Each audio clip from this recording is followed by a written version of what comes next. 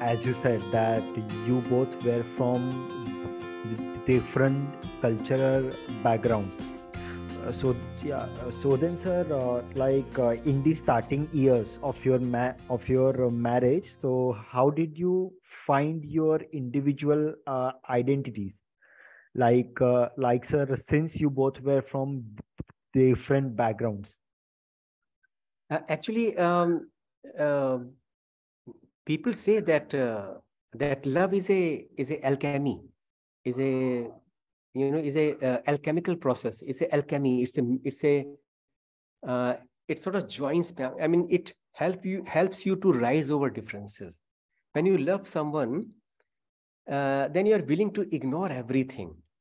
If a child has got autism, for mother and father, he is the most beautiful child on earth. They are not even aware of his autistic issues and autistic problems.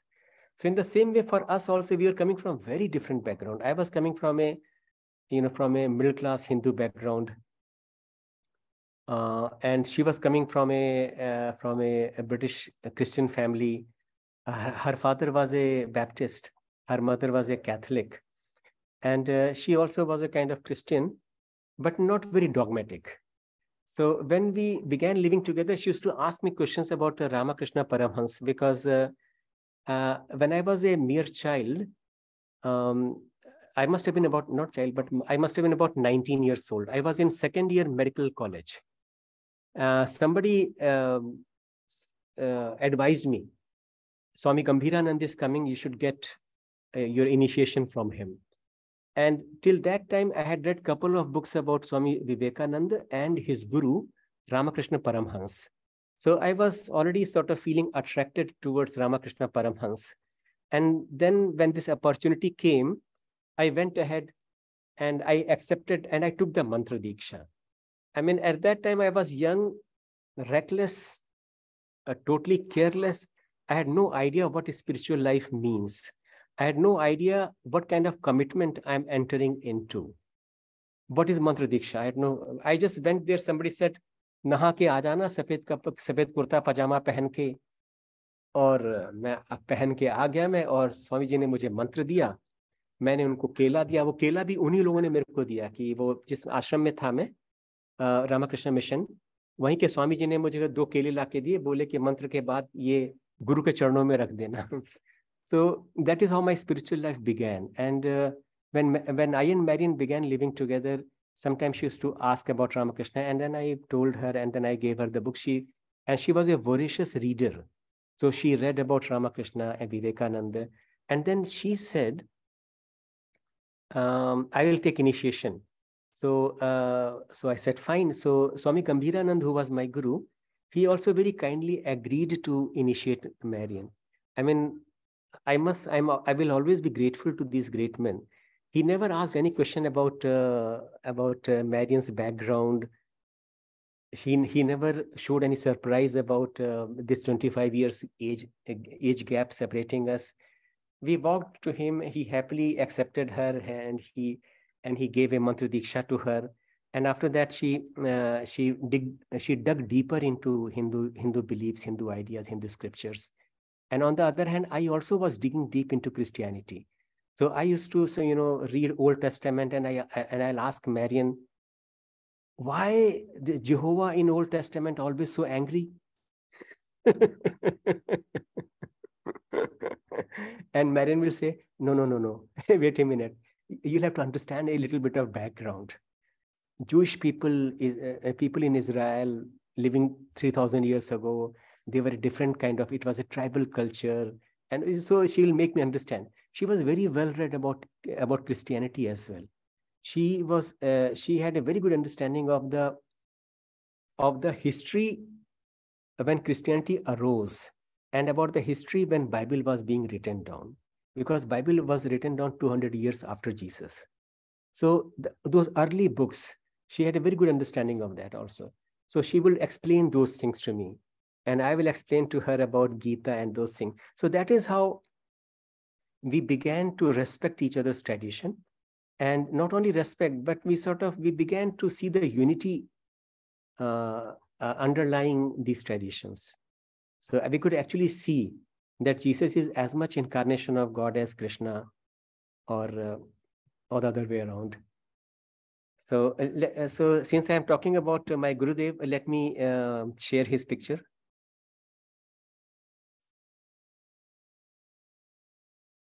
This is Swami Gambhiranand. He was the 11th president of Ramakrishna Mission and Mutt. And I will always be beholden to him for initiating me on this path of spiritual inquiry. As his name is, he was very serious person. His name is Gambhiranand. So he was very serious, and even, to extent, he would even look like very stern person. So when I approached him, I was really frightened. I was really scared of him. And even Marian, when she approached him, she was a little bit, on the back foot. But he sort of, but he was a very loving person deep down. And he was a man of realization, I must say. Actually, he's more famous for his scholarly work on scriptures. He has translated in English Shankaracharya's commentary on Prasthanatraya. Prasthanatraya is the three groups of Hindu scriptures which are considered to be core: Upanishad, Brahma Sutra, and Gita. So anybody worthy of his name in the spiritual world will write a commentary on that. So Madhvacharya, Shankaracharya, they all have written commentaries on these three books. And Swami Gambhiranand, very laboriously, he has translated those commentaries from Sanskrit into English. So his books are still are available on Amazon, and he's still remembered. He left his body in 1988. So Marian accepted him as a guru, and I'm sure whatever magic has to happen is happening there. Also, sir, what values and lessons you learned from Mariam ma'am? From Marian, one thing which I've learned is how to become unselfish when you love someone. Because, when we say I love so and so, invariably what we actually mean is I want so and so. In French, there are two different words to express love. And one of these words is I need you. I want you. And the other word means I love you. So very often when we love someone, actually all we are trying to say is I need you. Sometimes we need as a partner for sex, or sometimes we need the other person simply because she's such a great cook. Sometimes we need them simply because she can take care of my children, and then I don't have to worry about my children. I can go to job. So, wanting, needing, that is one thing. But when you love someone, you rise above your own needs. And you truly become unselfish. You get a glimpse of what it means to become so complete that you need nothing from anybody. They say that only God is complete because he has got no wishes, no desires. All his wishes and desires are fulfilled. And that is why people who are deeply in love, they are something like God. They become like God. And in India, these are very popular sayings among Sufis that Ishq-e Hakiki is the step 1 towards Ishq-e Mazazi. Matlab, human love is the step number 1 towards divine love. So from Marian, this is what I learned, because the way she served me all these years. I met her in 1971 as a child, but we began living together in 1984 December winter. And so from 1984 till 2019, almost like 40 years or so, she served me so well. And that now I'm beginning to see that when you love someone, it's an opportunity to forget your little self and grow into a banyan of compassion, मतलब छोटा सा इंसान बहुत बड़ा बन सकता है अगर वो अपनी जरूरतों को दरकिनार कर दे, भूल जाए। और ये भुलाने वाला काम प्रेम करता है। जब हम सचमुच किसी से प्रेम में हैं तो हम एक पल के लिए सब भूल जाते हैं, अपना दुख तकलीफ। So that is one thing which I learned from Marian. I mean, it gave me a glimpse of what it could mean to become free of your little self, your little needs, your little worries, your little fears.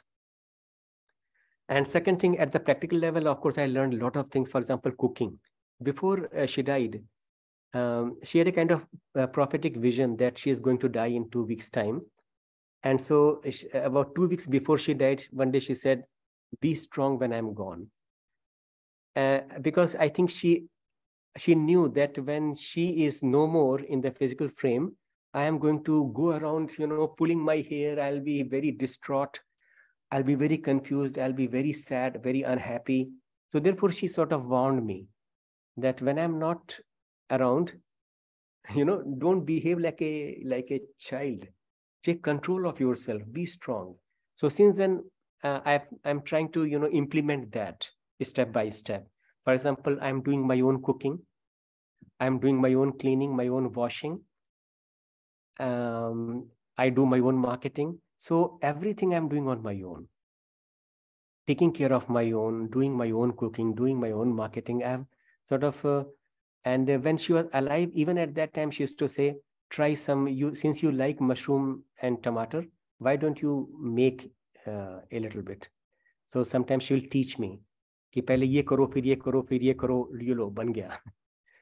And other thing, my lifelong passion for reading books, I can sort of safely say that it's a gift from Marian. And my love for nature, going for solitary walks. I mean, I've done a lot of solo treks alone, without any guide, without any friend. And if I've enjoyed them and if I've survived them, it's because of Marian. She gave that sort of nudge in that direction. And also my writing skills.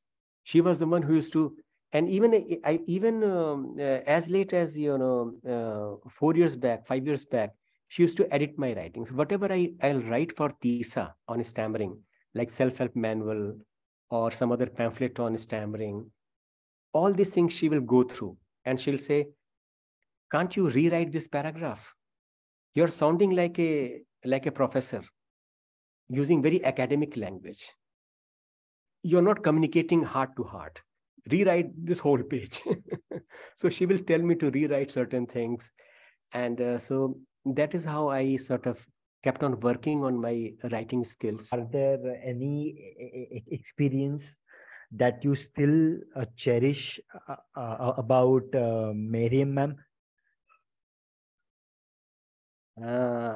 I think that as long as this body lasts, all of her memories will remain with me, and all her memories will be cherished.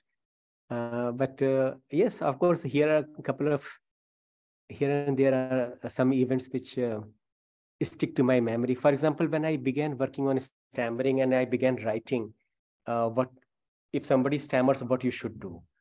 So I was writing it for TISA. We were putting it on our website. I had started a blog long time back, so I was putting all this information on the blog. So she read all this. And then one day she confided in me. One day she confided. She said, earlier if somebody, if the phone rang in the middle of night and if nobody said anything, I used to get very angry at this prank call. I used to get very angry with that person. But now when that happens, I simply remain quiet and I say, "हाँ बेटा, take your time, आराम से बोलो, कोई जल्दी नहीं." मैं सुन रही हूँ, बोलो बोलो.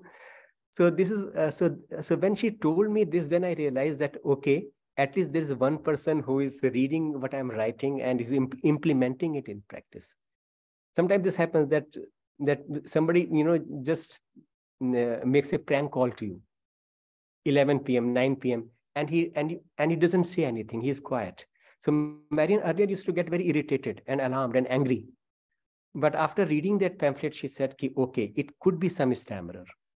Maybe it is some stammering friend of Sachin who's trying to say something, but is not able to. So she'll simply hold the phone, for 10 minutes and she'll say, ठीक है बेटा, कोई बात नहीं, आराम से बोलो, कोई जल्दी नहीं है, मैं सुन रही हूँ.